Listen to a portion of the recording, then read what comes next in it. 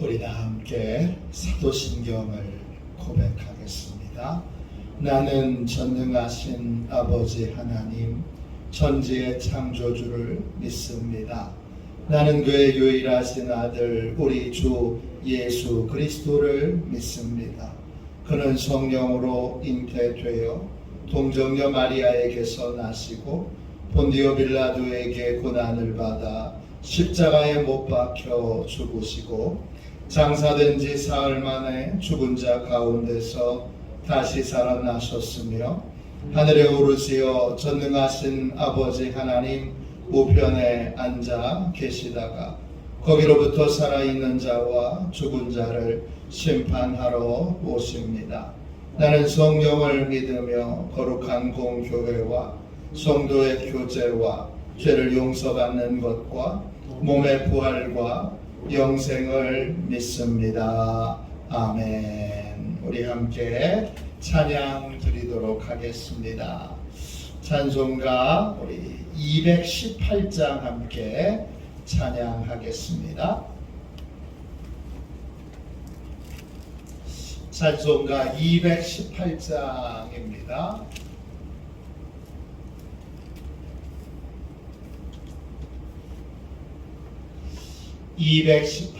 함께 찬양하겠습니다. 내 마음과 정성을 다하여서 주 너의 하나님을 사랑하라. 내 몸을 아끼고 사랑하듯 형제와 이웃을 사랑하라. 주께서 우리에게 명하시니 그 명령 따라서 살아가리. 널 미워 해치는 원수라도 언제나 너그럽게 사랑하라. 널 핍박하는 자 위에서도 진실한 마음으로 복을 빌라. 주께서 우리에게 명하시니 그 명령 따라서 살아가리. 나 항상 주님을 멀리하고 형제를 사랑하지 못하였다. 이러한 죄인을 사랑하사 주께서 몸버려 죽으셨다. 속죄의 큰 사랑 받으니모 내 생명 다 바쳐 충성하리.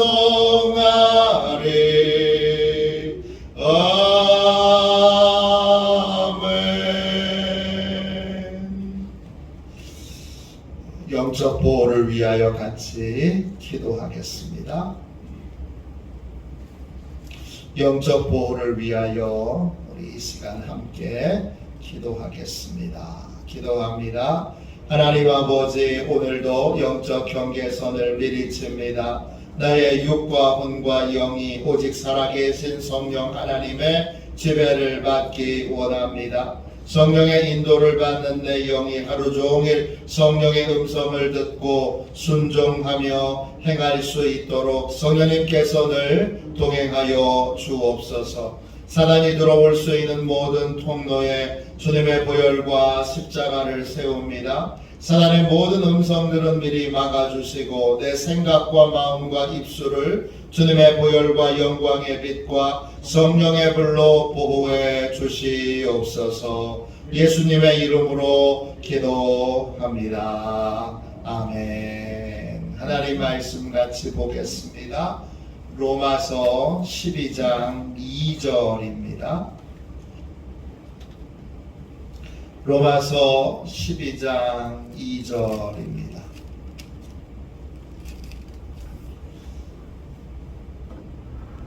신약성경책 257쪽입니다. 신약성경책 257쪽 로마서 12장 2절 말씀입니다. 우리 함께 같이 읽겠습니다. 함께 읽습니다. 너희는 이 세대를 본받지 말고 오직 마음을 새롭게 함으로 변화를 받아 하나님의 선하시고 기뻐하시고 온전하신 뜻이 무엇인지 분별하도록 하라. 아멘. 할렐루야. 하나님의 크신 은혜로 오늘도 승리하시는 복된 날 되시기를 주님의 이름으로 축원합니다. 하나님의 뜻에 뿌리 내리는 예배, 하나님의 뜻에 뿌리 내리는 예배, 이런 제목으로 함께 말씀 나누겠습니다. 로마서 12장부터는 믿음으로 사는 삶이 어떤지를 우리에게 소개해주고 있는데, 제일 먼저 우리에게 말씀하고 있는 것은 예배입니다. 1절에 영적 예배는 무엇이냐? 영적 예배는 하나님이 정해놓으신 시간에 하나님이 정해놓은 장소에 참여하는 것입니다. 이게 몸으로 드리는 예배입니다. 영적 예배의 시작은 하나님이 정해놓은 시간을 지키는 것, 하나님이 정해놓은 장소를 지키는 것입니다. 정해진 시간에 정해진 장소에 나와서 예배 드리는 것이 몸으로 드리는 예배입니다. 여기서부터 순종은 시작되는 것입니다. 새가족이 제일 어려워하는 건 하나님께 시간을 드리는 것입니다. 하나님께 시간을 드리는 건 너무너무 어려워합니다. 실상 순종은 거기서부터 시작됩니다. 거기에서 순종하게 되면 다른 순종의 길도 열리게 되는 것입니다. 몸만 드리는 거냐? 아닙니다. 두 번째, 오늘 2절 말씀에 보면 영적 예배의 두 번째 특징이 나오는데, 영적 예배는 마음을 드리는 예배입니다. 마음을 드린다는 건 구체적으로 어떤 것입니까? 하나님의 뜻에 삶의 기준을 두는 것입니다. 이걸 해도 되는가? 하지 말아야 하는가? 세상의 기준이 아닌 하나님의 기준을 따라 해야 할지 말아야 될지, 해도 되는지 해서는 안 되는지를 하나님의 말씀에, 하나님의 뜻에 삶의 기준을 두는 것이 바로 마음으로 드리는 예배입니다. 오늘 말씀 여러분 12장 2절 보세요. 너희는 이 세대를 본받지 말고 그랬습니다. 이 세대를 본받는다 할 때 그 본받는다는 말은 헬라 말로 보면 수스체 마티조입니다. 뜻은 뭐냐? 모양을, 외적인 모양을 갖게 하는 거예요. 그래서 순응하는 거예요. 거기에 적응하는 거예요. 뭐에 적응하는 거예요?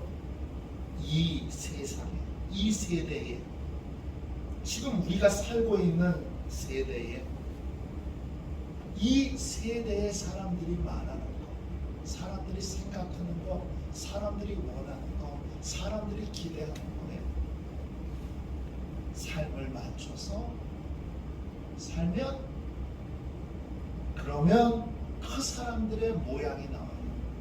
옷도 그 사람들이 입는 대로 입게 되고, 머리도 그 사람들이 하는 대로 하게 되고, 표정도 그 사람들이 하게 하는, 그 사람들이 하는 표정대로 하고, 말도 언어도 지금 이 시대 사람들이 사용하는 것들을 쓰게 됩니다. 거기에 순응하고 거기에 순종하며 이 시대의 삶의 모든 것이 초점이 맞춰져 그런 삶을 사는 것이 이 세대를 본받는 것입니다. 그런데 마음의 예배를 드리려면 이 세대를 본받지 말고 그렇습니다. 본받지 않으려면 어떻게 되죠? 그러려면 마음이 새로워져야 합니다. 오직 마음을 새롭게 함으로 그랬어요. 그 마음은 생각하는 공간이고 이해하는 공간이고 판단하는 공간입니다. 마음을 새롭게 한다라고 하는 말은 세상의 이 시대의 기준을 맞춰서 생각하고 이해하고 판단하는 것들을 다 변화시키는 걸 말합니다. 새롭게 함으로 변화를 받아 그랬어요. 변화를 받으면 그러면 세상 사람들이 하는 대로 그렇게 옷 입고 헤어스타일하고 말하고 행동하는 것들이 외형적인 것들이 달라지게 됩니다. 그게 바로 변화를 갖는 것입니다. 즉 세상 사람들이 하는 대로 세상 사람들이 지금 이 시대 사람들이 하는 대로 이 시대 사람들이 생각하는 대로 행동하는 대로 말하는 대로 옷 입는 대로 머리 하는 대로 살던 삶이 마음이 새롭게 되니까 달라지게 되었습니다. 어떻게 달라졌느냐? 그 마음이 하나님의 뜻에 초점을 맞추게 되었습니다. 그래서 하나님의 뜻에 초점을 맞춘 삶, 하나님의 뜻에 뿌리를 내린 삶을 살게 됩니다. 하나님의 뜻에 뿌리를 내리면 어떻게 되죠? 세상의 풍조에 요동하지 않는 삶을 살게 됩니다. 시편 1편 4절에 보면 악인들은 바람에 나는 겨와 같다 그랬어요. 모양만 있어서는 세상 풍조에 요동하는 삶을 바꾸지 못해요. 하나님의 뜻에 뿌리 내리는 삶을 살아야 돼요. 그래야 세상 풍조가 이렇게 부르고 저렇게 불러도 요동하지 않게 돼요. 예수 믿는데 모양만 갖춰서는 안 돼요. 겉모양만 예수 믿는 사람으로 있으면 그러면 바람 불면 바람 부는 대로 요동하게 되어 있어요. 모양만 갖춘 게 교회예요. 겉으로 보면 똑같아요. 근데 안에 속이 꽉 차 있는 게 있고 속이 비어 있는 게 있어요. 속에 비어 있는 게 교회예요. 시편 1편에 보면 1편 4절에 그 겨는 악인이에요. 겉모양은 하나님의 자녀인데 본질은 악인이에요. 특징은 뭐예요? 세상 풍조에 요동하는 거예요. 에베소서 4장 14절에 사람의 속임수와 간사한 유혹에 빠져 온갖 교훈의 풍조에 밀려 요동하지 않게 하려 함이라. 하나님의 뜻에, 하나님의 말씀에 삶의 뿌리를 두지 못하니까 바람이 부는 대로 요동하게 됩니다. 요즘은 이게 유행이래. 그러면서 또 여기에 휘휩쓸려가요. 요즘은 저게 유행이래. 그리고는 저것에 또 휘휩쓸려가요. 그냥 휩쓸려 다니는 인생을 살게 됩니다. 중심을 잡지 못해요. 그런데 마음을 하나님께 드리게 됩니다. 마음이 하나님의 뜻에 초점을 맞추게 되면 마음이 하나님의 뜻에 뿌리를 내리게 되면 뿌리가 깊은 나무는 바람에 요동하지 않습니다. 그렇게 깊이 뿌리를 내리게 되면 믿음의 중심을 지키는 삶을 살게 됩니다. 세상의 여러 미혹과 유혹에 흔들리지 않는 삶을 살게 됩니다. 그래서 마음을 드리는 예배의 삶을 사는 사람은 늘 하나님의 뜻을 분별하는데 하나님의 뜻을 분별하는 세 가지의 기준이 있습니다. 오늘 말씀 나오죠? 로마서 12장 2절 다시 보세요. 너희는 이 세대를 본받지 말고 오직 마음을 새롭게 함으로 변화를 받아. 마음이 새로워지면 겉모양도 달라집니다. 마음이 새로워지면 겉모양도 달라집니다. 제가 부목사였을 때 청년부 담당했는데 청년부를 담당해서 은혜 받으니까 옷차림이 달라지더라고요.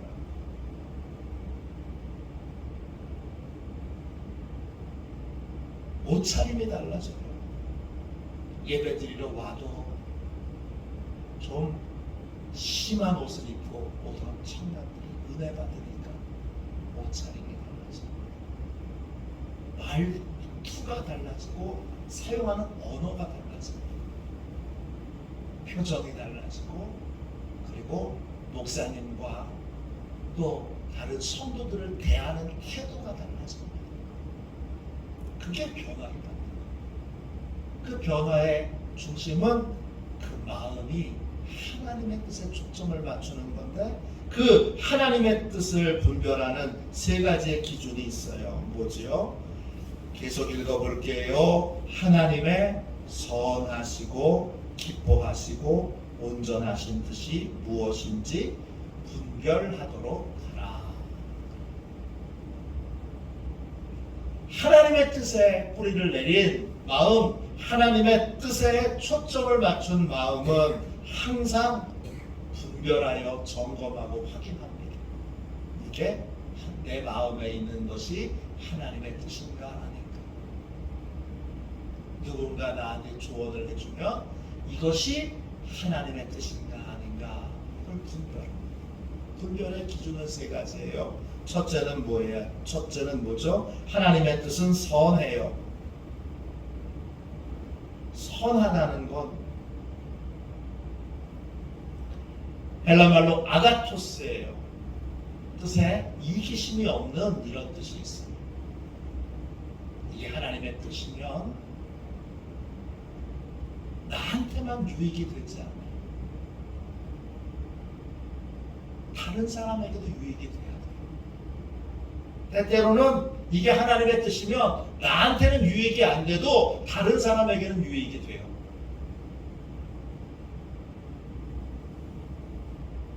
나한테만 유익이 되고 다른 사람한테는 다 손해가 되는 일은 악한 일이에요. 그건 하나님의 뜻이 아니에요. 이렇게 하면 너만 잘 돼. 이렇게 하면 나만 잘 돼. 이렇게 하면 우리 교회만 잘 돼. 이건 하나님의 뜻이 아니에요. 우리 교회만 잘 되는 일, 나만 잘 되는 일, 그리고 다른 사람에게는 다 손해가 되는 일, 이건 하나님의 뜻이 아니에요. 하나님의 뜻은 뭐죠? 나도 좋고 다른 사람도 좋은 일이 하나님의 뜻이고, 그 다음에 더 깊은 하나님의 뜻은 나는 손해보더라도 다른 사람에게 유익이 되는 게 하나님의 뜻이에요. 이게 선한 거예요. 이게 아가토스예요. 두 번째는 뭐죠? 기뻐하시고 그랬어요. 이 말은 헬라 말로 유아레스토스예요. 뜻은 하나님이 받아들일 수 있는 그런 뜻이에요. 이걸 하나님이 받아들여 주실 수 있을까? 이렇게 하는 걸 하나님이 기뻐하실까? 좋아하실까? 이렇게 하는 걸 하나님이 용납해 주실까? 하나님이 용납하실 수 없는 건 악한 거고, 하나님이 기쁨으로 용납해 주시는 거는 선한 거고, 하나님이 원하시는 거예요. 두 번째는 이 일을 하나님이 기뻐하실까? 이 일을 하나님이 용납해 주실까? 이걸 생각해 보는 거예요. 마지막 세 번째는 뭐예요? 온전하신. 하나님의 뜻은 온전해요. 헬라 말로 텔레이오스예요. 뜻은 충분히 성숙한, 충분히 자란 이런 뜻이에요. 성숙한 이런 뜻이에요. 미숙한 것과 성숙한 건 생각을 끝까지 해봤느냐 안 했느냐에 달려 있어요. 성급하게 결정한 건가, 아니면 충분히 여러 상황과 여러 가능성을 골고루 생각하고 충분히 생각하고 그렇게 결정한 것인가. 그 충분한 것에는 하나님과 상의하는 것이 들어가요. 기도하는 것이 들어가요. 하나님의 뜻은 세 가지예요. 선하고 기뻐하시고 온전하신 거예요. 하나님이 원하시는 그 뜻을 분별하여 마음으로 예배드리는 사람은 하나님의 뜻이 아닌 건 받아들인 사람이에요. 하나님의 뜻만 받아들여요. 하나님의 뜻에 삶의 뿌리를 두고, 세상 사람들 다 그런데 뭐 마음으로 예배드리는 사람한테는 그런 말이 통하지 않아요.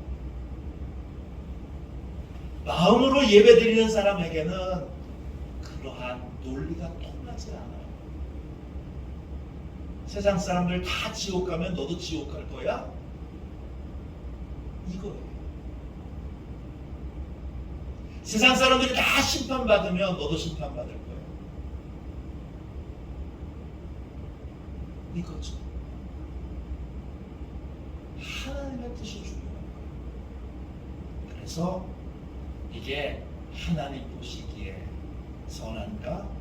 하나님이 기뻐하시는 것인가? 이게 하나님의 뜻 안에서 온전한 것인가? 충분한 그러한 검토와 확인을 통해서 하나님의 것을 받아들여요. 그리고 하나님의 뜻을 따르는 삶을 살게 돼요. 이게 마음으로 드리는 예배입니다. 이게 영적 예배입니다. 오늘 이 새벽 우리가 하나님 앞에 나왔습니다.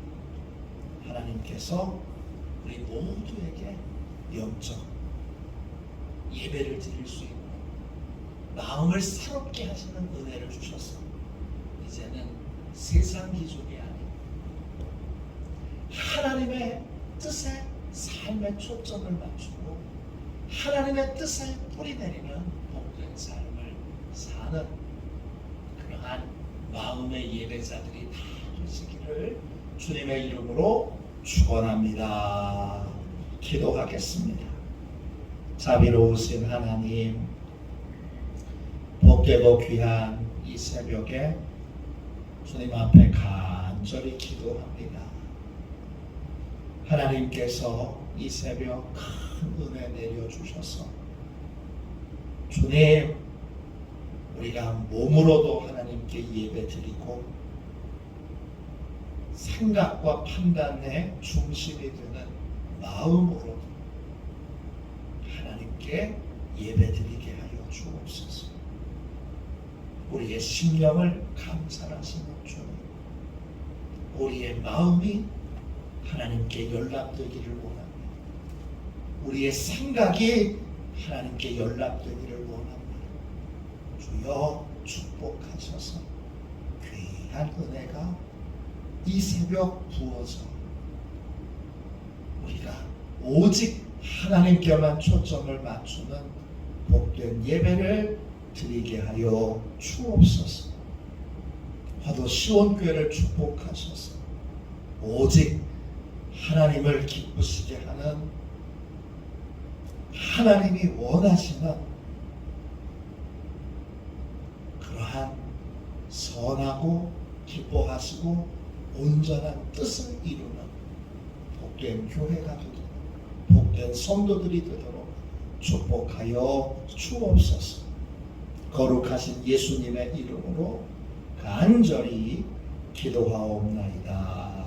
아멘. 주기도문 하겠습니다. 하늘에 계신 우리 아버지, 아버지의 이름을 거룩하게 하시며 아버지의 나라가 오게 하시며 아버지의 뜻이 하늘에서와 같이 땅에서도 이루어지게 하소서. 오늘 우리에게 일용할 양식을 주시고 우리가 우리에게 잘못한 사람을 용서하여 준 것 같이 우리 죄를 용서하여 주시고 우리를 시험에 빠지지 않게 하시고 악에서 구하소서. 나라와 권능과 영광이 영원히 아버지의 것입니다. 아멘.